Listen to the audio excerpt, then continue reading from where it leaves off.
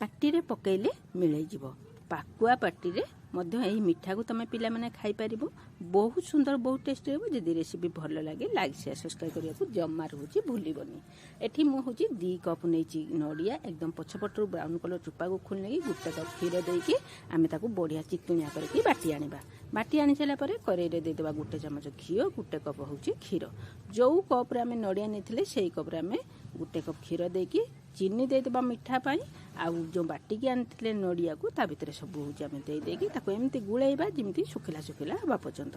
सुखिला high जाइछि हमर सब पानी अंश मरी जाइछि। आमे होची 5-6टा गुजराती गुंड करके दे देबा।